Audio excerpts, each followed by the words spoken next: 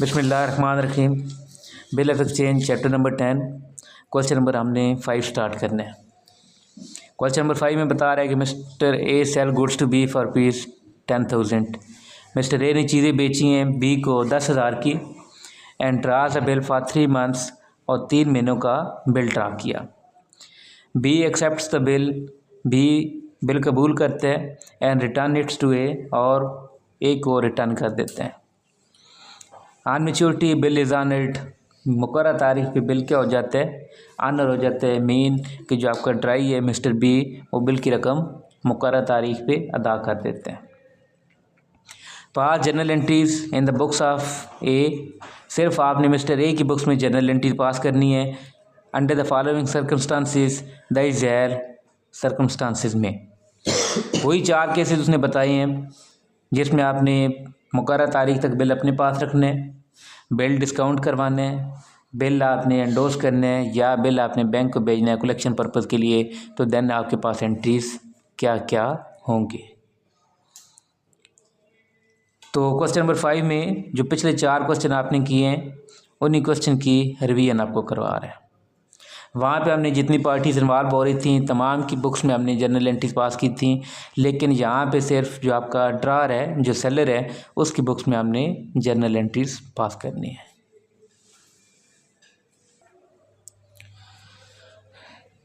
Mister A, इसकी journal entries हमने करनी है। मिस्टर ए बी को चीज़ें फ़रोख्त कर रहा है, फर्स्ट एंट्री इसके पास आएगी B account debit to sales account credit. Amount आपके पास आ जाएगी 10,000। नरेशन आप करोगे सोल्ड गुड्स ऑन क्रेडिट। चूँकि सिर्फ उसने मिस्टर ए की बुक्स में एंट्रीज मांगी हैं तो हम मिस्टर बी की बुक्स में जर्नल एंट्रीज पास नहीं करेंगे। वैसे ए की बुक में भी एंट्री आएगी और बी चीज़ें परचेज कर रहा है तो बी की बुक में भी एंट्री आनी चाहिए। फिर ए ने क्या करना है, ए ने बिल ड्रा करना है, बिल लिखने हैं, बी को भिजवाना है, बी साइन मोर करके क्या करेगा, वापस भिजवाएगा। तो ए की बुक में एंट्री आएगी, बिल आ रहा होगा तो बिल डेबिट हो जाएगा, बिल रिसीवेबल डेबिट टू, कौन बिल वापस करेगा, बी वापस करेगा। अमाउंट कितनी आएगी 10,000। नरेशन कर देगा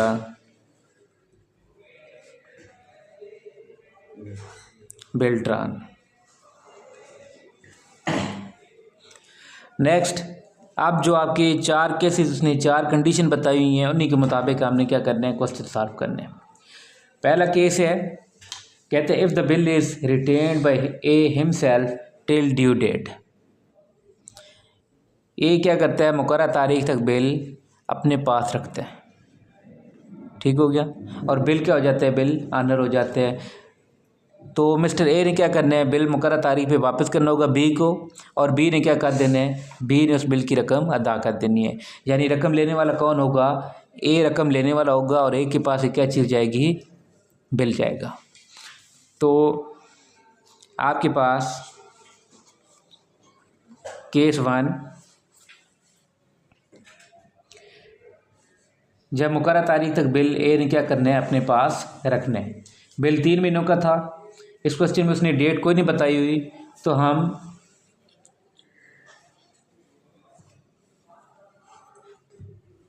सपोज कर लेते हैं कि जो आपके पास ईयर है वो कौन सा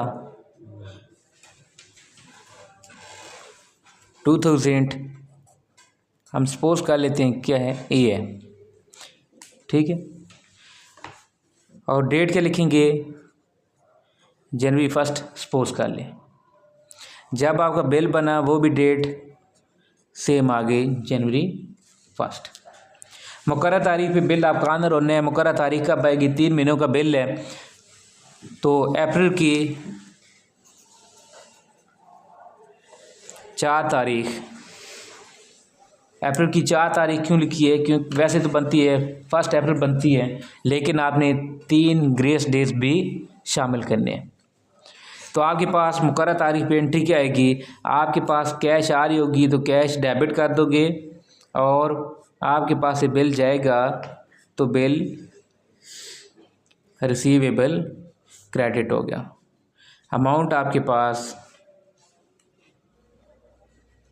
10,000 है। नरेशन आप लिखोगे बिल मेट ऑन मैच्योरिटी या bill honoured on maturity. Second case आपको बता रहा है कि if the bill is discounted with the bank for ₹9500। Second case आपका, आपने बिल क्या करना है, बैंक से डिस्काउंट करवा लेना है। डिस्काउंट करवाने का मतलब ये है कि आप अपना बिल बैंक को देंगे और बैंक से क्या करोगे, बैंक से रकम जो आपने लेनी है वो पहले ले लेंगे। मुकर्रर तारीख पे बिल आपका बैंक के पास होगा, बैंक ने क्या करना है, बैंक ने वो बिल बी को प्रेजेंट करना है मुकर्रर तारीख पे, और बी क्या करेगा, रकम अदा कर देगा। यानी मुकर्रर तारीख पे जो एंट्री आएगी वो किसकी बुक में आएगी, बैंक की बुक में एंट्री आएगी रकम अदा करने की, रकम रिसीव करने की, और जो मिस्टर बी है उसकी बुक में एंट्री आएगी बिल की रकम अदा करने की। तो यहाँ पे आपने बिल डिस्काउंट करवाने हैं, मिस्टर ए की बुक में एंट्री आएगी कैश अकाउंट डेबिट,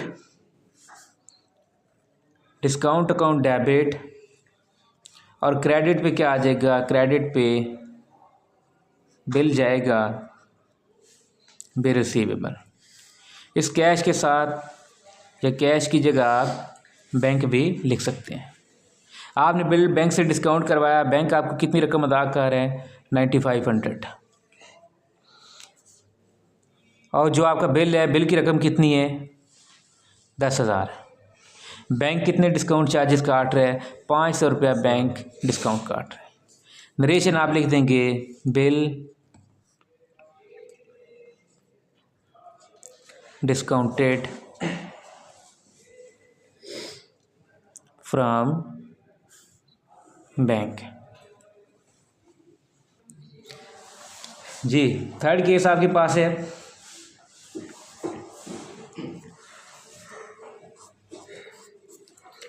आपने बिल बैंक को भेजना है कलेक्शन पर्पज़ के लिए, ठीक हो गया। तो जो मिस्टर ए है, मिस्टर ए की बुक में एंट्री क्या आएगी, लेने वाला कौन होगा, बैंक होगा, बैंक फॉर कलेक्शन डेबिट हो जाएगा, और क्रेडिट साइड पे बैंक जो ए है इसके पास ये बिल जा रहा है तो बिल क्रेडिट साइड पे बिल रिसीवेबल। अमाउंट कितनी, 10,000। नरेशन आप लिख दोगे बिल सेंड टू बैंक, क्यों भेजें, कलेक्शन के लिए, कि उस बिल की रकम जो बैंक है वो कलेक्ट करके आपको जमा करवाएं।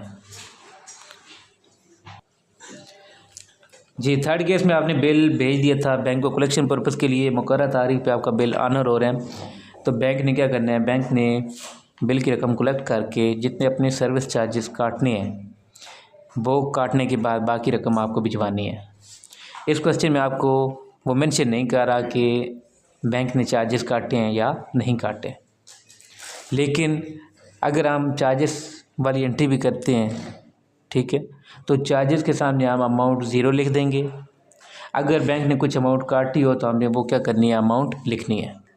तो बैंक जब बिल कलेक्ट करने के बाद आपको रकम भिजवाता है तो ड्रार की बुक में या जिसने बिल बैंक को भेजा होता है कलेक्शन पर्पज़ के लिए उसके पास एंट्री क्या आती है, मुकर्रर तारीख आपके पास वही है अप्रैल 4।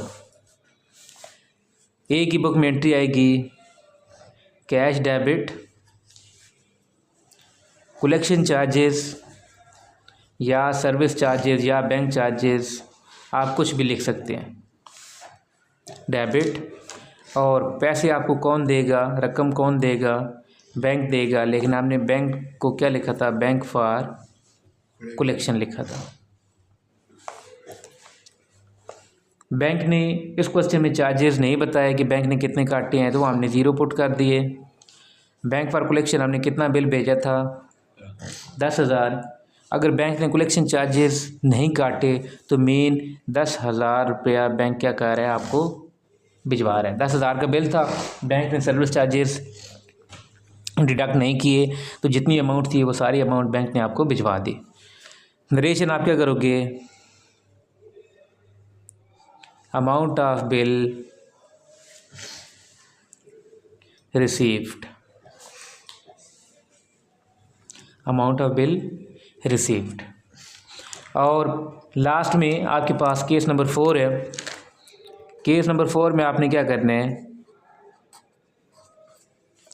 बिल भिजवा देने अपने क्रेडिटर सी को, यानी ए ने किसी बंदे की रकम अदा करनी है, उसे रकम अदा करने की बजाय क्या वो कर रहा है कि उससे बिल एंडोस कर रहा है, बिल ट्रांसफ़र कर रहा है, यानी उसके साथ अकाउंट की सेटलमेंट किस तरह कर रहा है, नकद रकम इन्वॉल्व नहीं कर रहा बल्कि उसे बिल दे रहा है कि मुकर्रर तारीख पे वो क्या करेगा, जो मिस्टर सी है जो उसका क्रेडिटर, वो जितनी रकम ए ने लेनी थी अब ए रकम वसूल नहीं करेगा बल्कि वो रकम कौन वसूल कर लेगा, सी वसूल कर लेगा। तो ए का और जो सी का अकाउंट है वो क्लियर हो जाएगा। तो यहाँ पे ए की बुक में एंट्री आएगी, सी अकाउंट डेबिट टू, ए के पास ये बिल जाएगा तो बिल क्या हो जाएगा, क्रेडिट हो जाएगा। बिल की अमाउंट कितनी है, 10,000। नरेशन आप लिख दोगे, bill endorsed to mister C, bill आपने क्या कर दिया, मिस्टर सी को एंडोस कर दिया। तो इसी के साथ आपका क्वेश्चन नंबर 5 भी कंप्लीट हो जाते हैं, जिसमें हमने चारों केसेस जिसमें बिल आपका ऑनर हो रहे हैं वो हमने रिवाइज कर लिया। इंशाल्लाह नेक्स्ट वीडियो में हम क्वेश्चन नंबर 6 उसके रेलिवेंट जो जर्नल एंट्रीज होंगी वो नोट करेंगे। आप क्वेश्चन नंबर 6 में और इसके बाद जो आने वाले क्वेश्चन है वहाँ पे आपका बिल क्या होना है, बिल आपका डिसऑनर हो जाना है। तो डिसऑनर वाली जितनी एंट्रीज होंगी पहले हम डिसऑनर वाली एंट्रीज तैयार कर लेंगे, इसके बाद हम क्वेश्चन नंबर 6 और जो बाद में क्वेश्चन आ रहे हैं वो सॉल्व कर लेंगे।